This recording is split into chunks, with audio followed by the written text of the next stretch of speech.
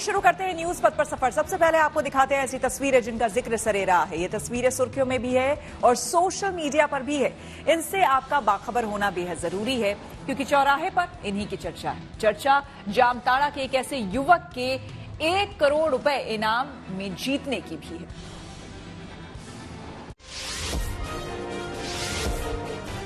चुनावी माहौल में कानपुर की सड़कों पर लगा ये होर्डिंग खूब सुर्खियां बटोर रहा है।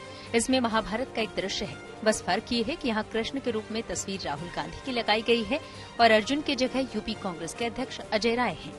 अर्जुन के रूप में अजय राय ने गांडीव उठा रखी है तो वहीं उनका रथ खींचते कृष्ण बने राहुल गांधी मुस्कुरा रहे हैं।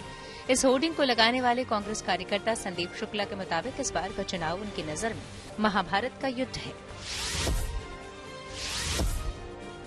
सोशल मीडिया पर यह वीडियो देखकर हर कोई हैरान हो रहा है। आईसीयू में बेड पर इलाज करवा रहा शख्स कैसे तंबाकू ले सकता है, वो भी इतनी तसल्ली से, आराम से। आमतौर पर इलाज के दौरान पेशेंट को संभालना मुश्किल होता है, लेकिन ये हो रहा है, वो भी अस्पताल में। इलाज के दौरान डॉक्टर्स और मेडिकल स्टाफ की मौजूदगी में। वीडियो में सब कुछ साफ साफ नजर आ रहा है। हालांकि इस बात की पुष्टि नहीं हो पाई है कि ये वीडियो कहाँ का है, लेकिन सोशल मीडिया पर इसे कानपुर के एक अस्पताल का बताया जा रहा है। जहाँ चाह है वहाँ राह है। पश्चिम बंगाल के मालदा की रहने वाली घरेलू महिला सुप्रिया दास घोष ने ये साबित किया। सुप्रिया ने राष्ट्रीय स्तर की वयस्क एथलेटिक्स प्रतियोगिता में 5 पदक जीते हैं। उन्होंने ये 5 पदक 5000 मीटर वॉक, 800 मीटर दौड़, 1500 मीटर दौड़, 400 मीटर रिले दौड़ और 100 मीटर रिले दौड़ में जीते।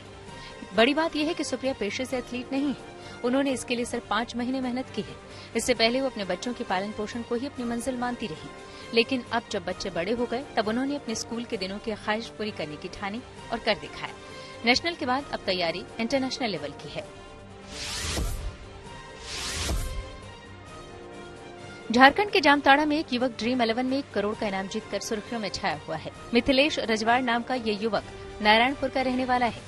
ये यहाँ शराब की दुकान में काम करता है। उसके मुताबिक पिछले 3 महीने से वो ड्रीम 11 में टीम बना रहा था और अब जाकर उसे ये बड़ी कामयाबी मिली है। जाहिर है 1 करोड़ रुपए का इनाम पाकर उसकी खुशी का ठिकाना नहीं है।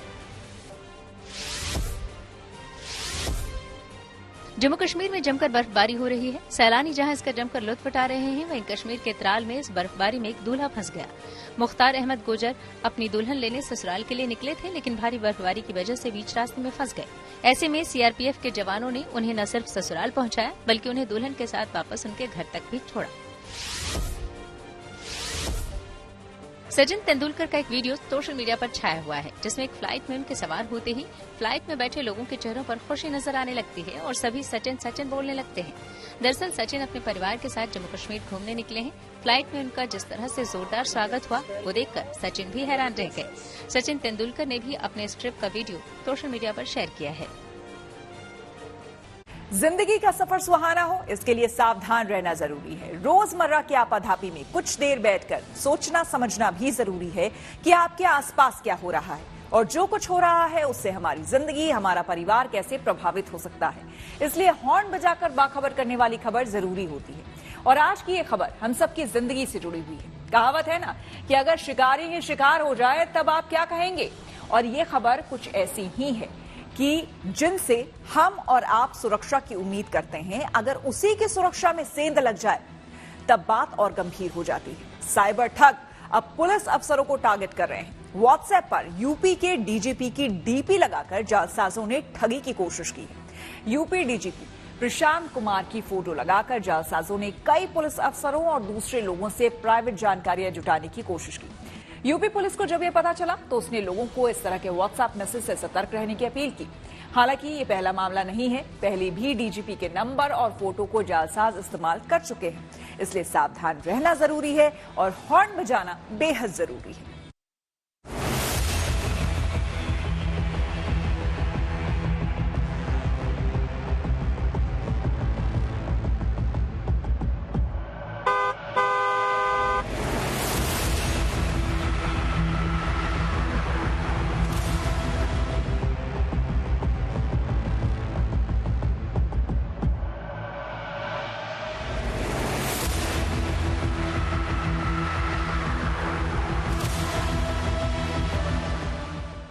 बदल गया है दुनिया का चलन कितना यारो, कभी थे जो शिकार खुद। अब शिकारी हो गए। जिस पुलिस को देखकर थर-थर कांपते हैं माफिया, जिस पुलिस को देखकर थर-थर कांपते हैं दहशतगर्द, आज वही पुलिस जालसाजों के आगे बेबस नजर आ रही है। जिस पुलिस पर हमें भरोसा है कि वो हमारी सुरक्षा करेगी, अब तो उसी की सुरक्षा में सेंध लग चुकी है। साइबर एज में जालसाज अब आम आदमी को नहीं बल्कि पुलिस को भी अपनी जालसाजी का निशाना बना रहे हैं। जिस सूबे की पुलिस के नाम से गैंगस्टर तक कांपते हैं, मगर जालसाज उसके पुलिस महानिदेशक की अपने व्हाट्सएप पर डीपी लगाकर लाखों का वारा न्यारा करने की कोशिश कर रहे हैं। जी हां, यूपी में जालसाजों ने पैसे वसूलने का नया आइडिया खोज निकाला है। जालसाज अब पुलिस अधिकारियों को निशाना बना रहे हैं। जालसाजों के हौसले इतने बुलंद हैं कि वे पुलिस महानिदेशक के नाम से भी फर्जीवाड़ा करने से नहीं डर रहे हैं।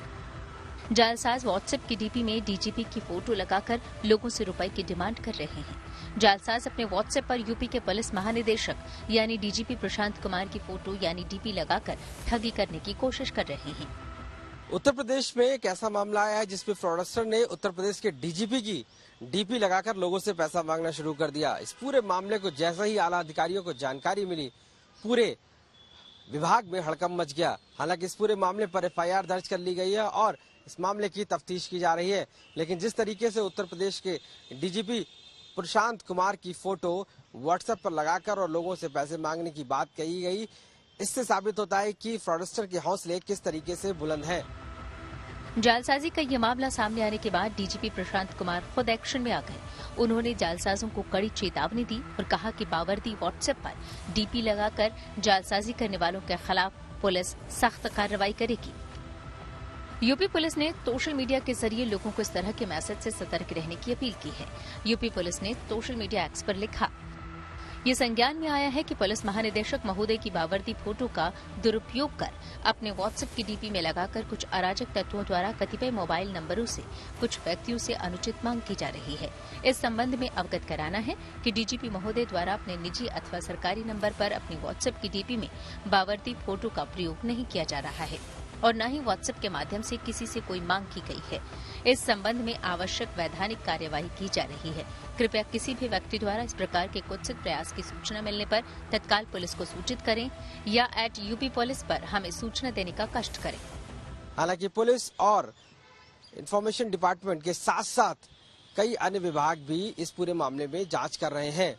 साफ तौर से साइबर सेल ने इस पूरे मामले पर आईपी एड्रेस के साथ पता करने की कोशिश की है कि आखिर ये फोन नंबर कहां से जनरेट हुआ है। इस पूरे मामले पर पुलिस ने अभी तक कोई गिरफ्तारी नहीं की है, लेकिन जिस तरीके से ये फ्रॉड किया गया है, ऐसे में पुलिस का मानना है कि इसके पीछे एक बड़ा नेक्सस है, जिसको लेकर वो कई टीमों को गठित करने के बाद इसमें बड़ी कार्रवाई करने की तैयारी में लग गई है। जालसाजों का निशाना सिर्फ पुलिस अधिकारी और प्रशासनिक अफसर ही नहीं बने हैं, बल्कि जालसाजों ने ये मैसेज कुछ कारोबारियों को भी किया है। लिहाजा पुलिस सोशल मीडिया के जरिए जनता से अपील कर रही है कि डीजीपी प्रशांत कुमार की वर्दी में तस्वीर को अपने निजी या सरकारी मोबाइल नंबर के व्हाट्सएप को डीपी पर न लगाएं। 31 जनवरी को आईपीएस प्रशांत कुमार को उत्तर प्रदेश का नया कार्यवाहक डीजीपी बनाया गया। प्रशांत कुमार अभी तक स्पेशल डीजी के पद पर कार्यरत थे। प्रशांत कुमार को यूपी पुलिस में सिंघम के नाम से भी जाना जाता है और हाल ही में उन्हें गैलेंट्री अवार्ड से सम्मानित किया गया है। पुलिस ने अपील की है कि व्हाट्सएप कॉल करके या फिर इंटरनेट मीडिया के जरिए अगर कोई पैसे की मांग करता है तो पहले छानबीन करें, लेकिन इसके बाद भी लोग जालसाजों के जाल में फंस रहे हैं। लिहाजा ऐसी ठगी से बचने के लिए इन बातों पर गौर करना बेहद जरूरी है। यदि कोई व्हाट्सएप या इंटरनेट मीडिया के माध्यम से पैसे मांगता है तो पहले छानबीन करें। किसी को भी फोन पर अपने खाते के बारे में जानकारी न दें। यदि कोई आपके मोबाइल पर लिंक भेजता है तो उसे क्लिक न करें। यदि कोई ओटीपी नंबर भेजकर बताने के लिए कहता है तो न बताएं। किसी को न ही अपना एटीएम कार्ड दें और न ही पिन नंबर बताएं। कुल मिलाकर समझने वाली बात यह है कि जागरूकता से ही ठगी और जालसाजी को रोका जा सकता है। इसके बाद भी कुछ लोग जालसाजों के जाल में फंस रहे हैं। ऐसे ही लोगों को सतर्क करने के लिए यह खबर है कि जैसे ही पैसे की मांग की जाए वैसे ही अलर्ट हो जाएं और दूसरों को भी सावधान करने के लिए हॉर्न बजाएं। Bureau report, good news today. जालसाजी के मामले के सामने आने के बाद उत्तर प्रदेश के पुलिस महकमे में हड़कंप मचा हुआ है। साइबर ठग कैसे करते हैं ठगी, क्या कहता है कानून और कितनी सजा का है प्रावधान, जानते हैं साइबर एक्सपर्ट से। पुलिस अधिकारियों की वर्दी में फोटो लगाकर व्हाट्सएप करने का जो नया कुछ चल रहा है, उसमें काफी लोग साइबर क्राइम के शिकार हो रहे हैं। इसको आईटी एक्ट की धारा 66C और 66D इम्पर्सोनेशन में कवर किया गया है, जिसमें 3 साल की सजा है और 1 लाख रुपए के जुर्माने का भी प्रावधान है। इससे बचने के लिए अगर कोई भी व्यक्ति आपको सरकारी नंबर या निजी नंबर पे डीपी लगाकर किसी पुलिस अधिकारी के नाम से फोन करता है, कभी भी उसकी बात पर ध्यान न दें। अगर आवश्यक हो तो सीनियर पुलिस अधिकारियों का सभी का नंबर ऑफिशियल वेबसाइट uppolice.gov.in पर अवेलेबल है, उसको वहां से चेक करें। स्थानीय पुलिस थाने या एसपी ऑफिस में भी ऐसे पुलिस अधिकारियों के नंबरों की सूची उपलब्ध है। उन नंबरों को मिलाने के बाद ही इस पर विश्वास करें। आमतौर पर सीनियर पुलिस अधिकारी किसी व्यक्ति को फोन करके किसी प्रकार की मांग, डिमांड, नोटिस इत्यादि नहीं भेजते हैं। यूपी में इंडिया के सहयोगी दलों के लिए आई है खुशखबरी। आइए सीधे आपको लिए चलते हैं न्यूज एक्सप्रेसवे पर, जहां देश की कुछ और जरूरी खबरें कर रही हैं आपका इंतजार। लोकसभा चुनाव को लेकर यूपी में समाजवादी पार्टी और कांग्रेस के बीच सीटों का बंटवारा हो गया है। इसका औपचारिक ऐलान भी कर दिया गया। यूपी की 80 लोकसभा सीटों में 17 सीटों पर कांग्रेस लड़ेगी। इसके अलावा 63 सीटों पर समाजवादी पार्टी और दूसरे दल अपना उम्मीदवार उतारेंगे। इसके अलावा मध्य प्रदेश में भी कांग्रेस समाजवादी पार्टी को 1 सीट देगी। यूपी में जिन 17 सीटों पर कांग्रेस अपने उम्मीदवार उतारेगी, उनमें अमेठी, रायबरेली, प्रयागराज और वाराणसी भी शामिल हैं। पीएम मोदी गुरुवार को गुजरात के नवसारी में पीएम मित्र पार्क के भूमि पूजन कार्यक्रम में हिस्सा लेंगे। साथ ही यहां 41,000 करोड़ रुपए की परियोजनाओं का शिलान्यास और लोकार्पण भी करेंगे। करीब 1,141 एकड़ जमीन में बनने जा रहे इस टेक्सटाइल पार्क में वीविंग, प्रोसेसिंग से लेकर मार्केटिंग तक के इंफ्रास्ट्रक्चर की सुविधा उपलब्ध होगी। 2 दिन के दौरे पर पीएम मोदी कल यानी गुरुवार को अपने संसदीय क्षेत्र वाराणसी जाएंगे और यहां 14,000 करोड़ से ज्यादा की करीब 36 परियोजनाओं की सौगात देंगे। इनमें से वो 23 परियोजनाओं का लोकार्पण और 13 परियोजनाओं का शिलान्यास करेंगे। यहां वो 2 जनसभाओं को भी संबोधित करेंगे। अपने दौरे में पीएम गीर गाय की 100 लाभार्थी महिलाओं से भी संवाद करेंगे। इसके अलावा बीएचयू में 23 फरवरी को उनका कार्यक्रम है। बताया जा रहा है कि पीएम गुरुवार को रात 9 बजे वाराणसी पहुंचेंगे और संभव है कि वो रात में ही अपने संसदीय क्षेत्र घूमने निकलें। कर्नाटक में अब सार्वजनिक जगहों पर तंबाकू उत्पादों के सेवन पर प्रतिबंध होगा और इसका उल्लंघन करने वालों पर 1,000 रुपए तक का जुर्माना लगेगा। दरअसल बुधवार को कर्नाटक विधानसभा में इसे लेकर एक बिल पारित हुआ है। इसमें 21 साल से कम उम्र के व्यक्ति पर सिगरेट या तंबाकू उत्पाद बेचने पर भी प्रतिबंध होगा। वहीं हुक्का बार चलाने पर 1 से 3 साल तक की सजा हो सकती है। मध्य प्रदेश के छतरपुर में 50वें खजुराहो नृत्य महोत्सव की रंगारंग शुरुआत हुई। मुख्यमंत्री डॉक्टर मोहन यादव ने दीप प्रज्वलित करके इसकी औपचारिक शुरुआत की। इस मौके पर राग बसंत की लय पर 1,484 कलाकारों ने एक साथ कथक नृत्य करके वर्ल्ड रिकॉर्ड भी बनाया। एक ही लय पर एक साथ थिरकते 1,484 कलाकारों ने अपनी आकर्षक प्रस्तुति से न सिर्फ सबका मन मोह लिया, बल्कि गिनीज वर्ल्ड रिकॉर्ड में अपना नाम भी दर्ज कराया।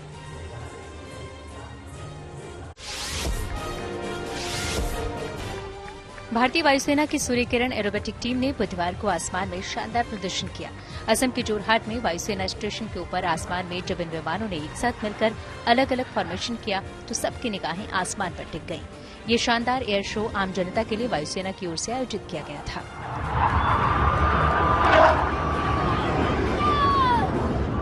खबरों के एक्सप्रेसवे से आगे रुक करते हैं सियासी ढाबे का, जहां आज की सबसे दिलचस्प खबर मौजूद है। एमएसपी की गारंटी की मांग को लेकर किसानों और केंद्र सरकार के बीच रस्साकशी चल रही है।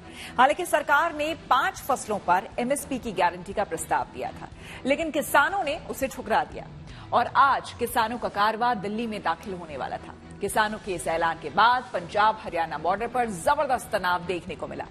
जब किसानों ने हरियाणा की सीमा में दाखिल होने की कोशिश की, किसानों के कारवां को रोकने के लिए पुलिस को शंभू और खनौरी बॉर्डर पर आंसू गैस के गोले छोड़ने पड़े।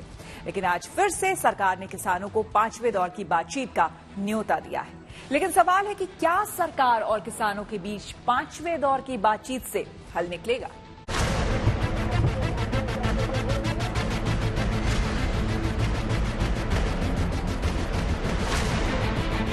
कोई युवा, कोई किसान मजदूर आगे नहीं जाएगा, लीडर बढ़े जाएगा। सरकार प्रहार करेगी, खाली हाथों से हम अपने जवानों के ऊपर अटैक नहीं करेंगे, वो हमारे हैं। हम सरकार से आज भी मांग करेंगे कि दिल्ली से बड़ा फैसला करें। किसानों के आंदोलन में लगातार एक्शन हो रहा है। शंभू बॉर्डर पर सुबह से 4 बार आंसू गैस के गोले चले हैं।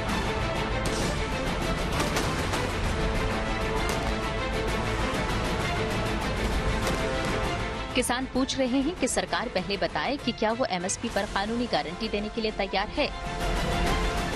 इस मांग के साथ शंभू बॉर्डर पर किसानों का कारवां जमा है। किसान अपनी मांगों को मनवाने के लिए पोकलेन ट्रैक्टर और जेसीबी के साथ बॉर्डर पर मौजूद हैं। हालांकि अब तक किसान जो जेसीबी, पोकलेन मशीन, बैरिकेड हटाने को लेकर आए हैं, उन्हें लेकर बॉर्डर की तरफ सीधे नहीं बढ़े हैं। लेकिन किसानों के दिल्ली कूच के बीच भारी ट्रैफिक की वजह से राजधानी के तमाम हिस्सों में लोगों को भारी मुसीबतों का सामना करना पड़ा।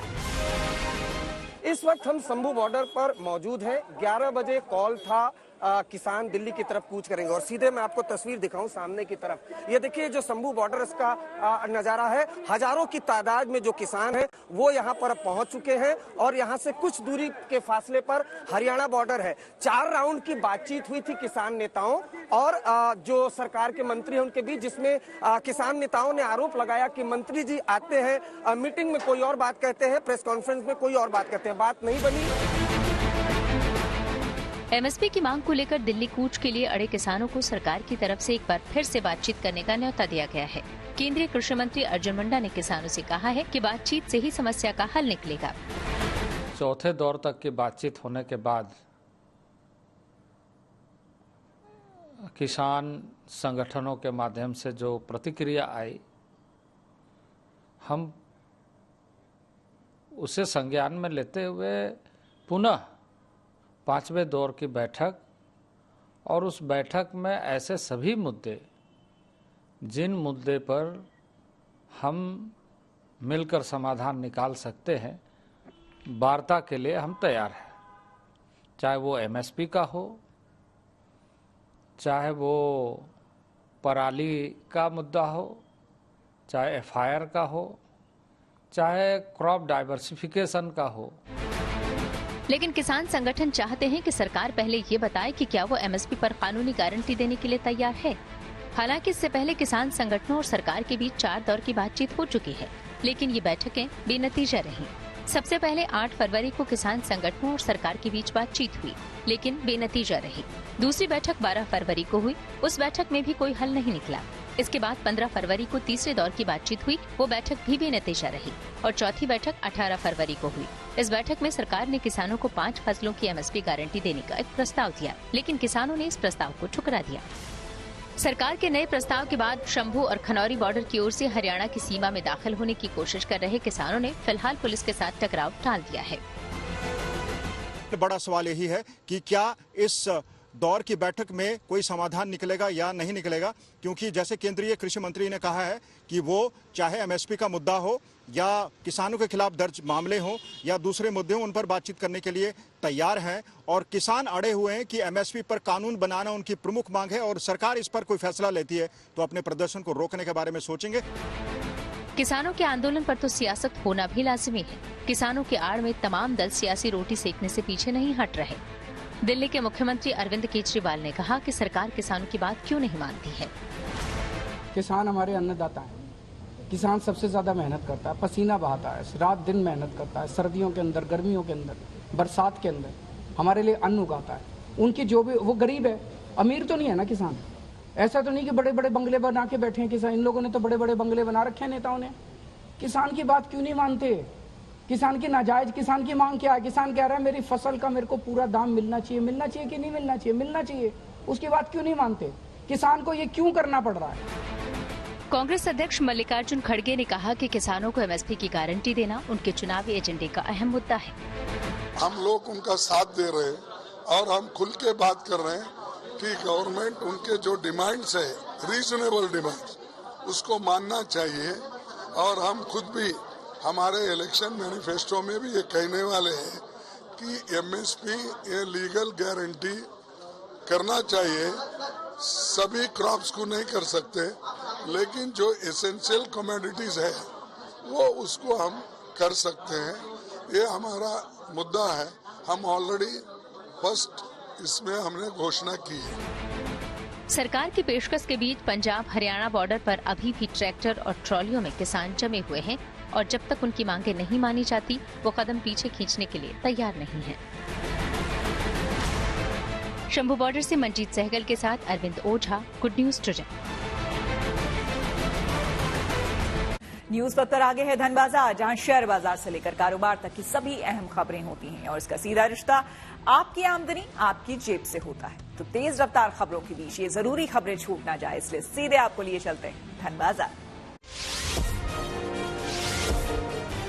बुधवार को शेयर बाजार में गिरावट देखी गई। सेंसेक्स 434 अंक फिसलकर 72,623 पर बंद हुआ। हालांकि आज निफ्टी ने 22,249 का नया ऑल टाइम हाई बनाया, लेकिन बाद में 142 अंकों की गिरावट के साथ निफ्टी 22,055 पर बंद हुआ। इस दौरान ज्यादातर सेक्टरों के शेयरों में मंदी रही। दिल्ली सराफा बाजार में सोना चांदी महंगा हुआ है। सोने का दाम 150 रुपए बढ़ गया। इसके साथ ही अब दिल्ली में 10 ग्राम सोने की कीमत 62,850 रुपए हो गई।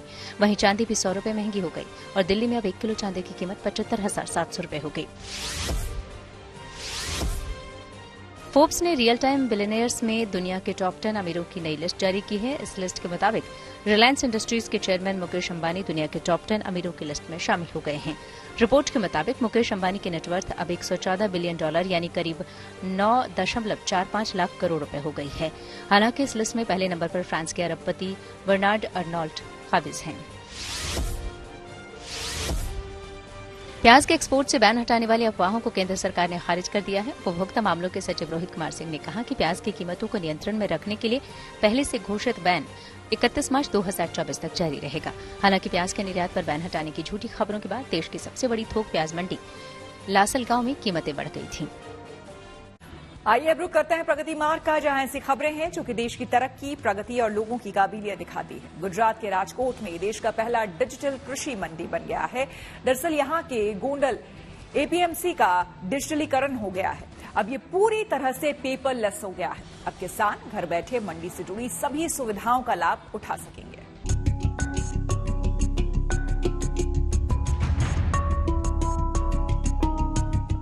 गुजरात के गोंडल शहर में यह है राज्य का सबसे बड़ा एपीएमसी यानी एग्रीकल्चर प्रोड्यूस मार्केटिंग कमेटी, जिसे आम भाषा में कृषि मंडी कहते हैं। इस एपीएमसी में किसानों के लिए हर तरह की सुविधाएं मौजूद हैं। उनकी फसलों को सही कीमत मिले, उसे सुरक्षित रखा जा सके, इन सब की व्यवस्था यहाँ है। लेकिन जो नई बात है वो ये कि राज्य का सबसे बड़ा एपीएमसी अब पेपरलेस भी हो गया है, यानी इसका डिजिटलीकरण हो गया है और ये देश में ऐसा पहला एपीएमसी बन गया है जो पूरी तरह से पेपरलेस हो गया है। यानी अब किसानों को अपनी फसल के बारे में पूरी जानकारी घर बैठे मिल सकेगी। बस उन्हें गोंडल एपीएमसी का आधिकारिक ऐप डाउनलोड करना होगा और इस पर अपना रजिस्ट्रेशन करवाना होगा। इसके बाद वो यहीं से अपनी फसल की कीमत से लेकर हर तरह की जानकारी ले सकेंगे और अपनी फसल बेच भी सकेंगे। अब उन्हें घर बैठे ही इस बात की जानकारी मिलेगी कि उनका माल मार्केट यार्ड के किस शेड में उतारा गया है और उसके फसल की नीलामी में कितना वजन और क्या कीमत मिली है। ये सारी जानकारियाँ किसानों को मैसेज से मिलेंगी। हमारे यहाँ किसान अपनी मेहनत से पका हुआ माल लेकर आते हैं, तो किसान जैसे हमारे यहाँ गेट के अंदर आते हैं तो उसको गेट के अंदर माल आ गया है उसको मैसेज चला जाता है। बाद में जब किसान अपना माल अपने जहाँ ऑक्शन सेड पे रखते हैं, हमारे यहाँ करीबन 20-22 ऑक्शन सेड है, तो जहाँ फॉर एग्जाम्पल 5 नंबर के सेड में उसने अपना माल रखा है, तो 5 नंबर के सेड में 20 नंबर के पिलर पे अपना माल रखा है, उसका भी उसको मैसेज चला जाता है, उसका लोकेशन चला जाता है। बाद में वहां ऑक्शन होती है। गोंडल एपीएमसी से पूरे देश में लाल मिर्च, मूंगफली, कपास, जीरू, प्याज समेत कई फसलों की सप्लाई होती है। लाल मिर्च के सीजन में तो यहाँ 10-10 किलोमीटर तक ट्रकों की लंबी लाइनें लगती हैं। ऐसे में गोंडल एपीएमसी के डिजिटलीकरण से किसानों के पैसों और वक्त दोनों की बचत होगी। गोंडल एपीएमसी के चेयरमैन की माने तो यहाँ हर महीने करीब 20 लाख रुपए से ज्यादा के कागज की भी बचत होगी। Raunak Majithia, Rajkot, good news today. Bollywood का एक और कपल शादी के बंधन में बन चुका है। गोवा में रकुल प्रीत सिंह ने जैकी भगनानी के साथ 7 फेरे लिए। गोवा के 5 star hotel ITC grand Goa में शादी की तमाम रस्में अदा की गई, लेकिन खास बात यह है कि दोनों की शादी एक बार नहीं बल्कि 2 बार होगी। दोनों ने पहले पंजाबी और फिर सिंधी रीति रिवाज के मुताबिक शादी की। रकुल सिख धर्म से हैं और जैकी सिंधी से। दोनों की इस बिग फैट वेडिंग में बॉलीवुड के कई सितारे भी शामिल होने के लिए गोवा पहुंचे। भूमि पेडनेकर से लेकर रितेश देशमुख, अर्जुन कपूर और अनन्या पांडे जैसे सितारे शादी का हिस्सा बने। आपको बता दें कि शादी के प्री फेस्टिवल में 19 फरवरी से ये शुरू हुई थी, जिसमें लगातार सितारों की चहल पहल देखी गई। गोवा में आज शाम को एक ग्रैंड रिसेप्शन होना है, जिसके बाद कल 22 फरवरी को मुंबई में ग्रैंड रिसेप्शन पार्टी का आयोजन किया गया है। न्यूज पर के सफर में अब सोशल अड्डा का रुख करते हैं, जहां आज बात होगी सोशल बॉन्डिंग के हेल्थ कनेक्शन की। स्वस्थ रहने के लिए लोग क्या नहीं करते हैं, अच्छी डाइट लेते हैं, जिम में पसीना बहाते हैं, लेकिन फिर भी कुछ कमी रह जाती है जो दोस्त पूरी करते हैं। ये बात ऑस्ट्रेलिया की एक रिसर्च में सामने आई है। आपको बता दें कि ऑस्ट्रेलिया में हुई रिसर्च के मुताबिक सिर्फ अच्छा खाना खाने और कसरत करने से लंबी उम्र हासिल नहीं की जा सकती। लंबी उम्र तक स्वस्थ रहने के लिए मजबूत सोशल बॉन्डिंग यानी कि दोस्तों और परिवार वालों का साथ होना बहुत जरूरी है। मजबूत सोशल बॉन्डिंग की अहमियत को समझने के लिए ऑस्ट्रेलिया में 3 लाख लोगों पर क्लिनिकल रिसर्च की गई। इस रिसर्च में यह बात सामने आई कि सोशल बॉन्डिंग से लंबी उम्र की संभावनाएं 50% तक बढ़ जाती है। रिसर्च में सामान्य रूप से अधिक दोस्त बनाने वाले लोगों की उम्र कम दोस्त वालों के मुकाबले 7 साल तक ज्यादा पाई गई। रिसर्च में दावा किया गया कि बिना दोस्तों के रहने वाले शख्स को शारीरिक और मानसिक रूप से उतना ही नुकसान होता है जितना कि रोजाना 15 सिगरेट पीने से हो सकता है। इसका मतलब यह है कि अगर किसी के पास दोस्तों की कमी है या फिर दोस्तों से लगाव कम है तो जाने अनजाने वो चेन स्मोकिंग कर रहे हैं। वहीं अगर किसी के पास कई दोस्त हैं तो उसे घर बैठे उनसे बातें करते हुए भी 2 से 4 किलोमीटर तक टहलने जितना फायदा मिलता रहता है। इस लंबे रिसर्च में 70 साल की उम्र से 1500 लोगों पर 10 साल तक स्टडी की गई। इस दौरान उनकी सेहत, दोस्तों की संख्या, उनसे घुलने मिलने का समय, परिवार की स्थिति से जुड़े आंकड़े जुटाए गए। रिसर्च के नतीजों में यह पाया गया कि अगर शख्स के पास दिल की बातें समझने वाले अच्छे दोस्त हों तो बीमारी, कम रुपए पैसे और टॉक्सिक फैमिली होते हुए भी उसकी उम्र बढ़ती है। रिसर्च में यह भी पाया गया कि घर परिवार में ज्यादा लोगों के होने से भी जीने की संभावनाएं बढ़ती हैं, लेकिन यह भी कहा गया है कि बड़ा परिवार होना उतना असरदार नहीं होता जितने कि दोस्तों का साथ। दोस्तों की सोशल बॉन्डिंग को लेकर सामने आए इस नई रिसर्च को लेकर हमने कुछ लोगों से बात की और उनकी राय जानी।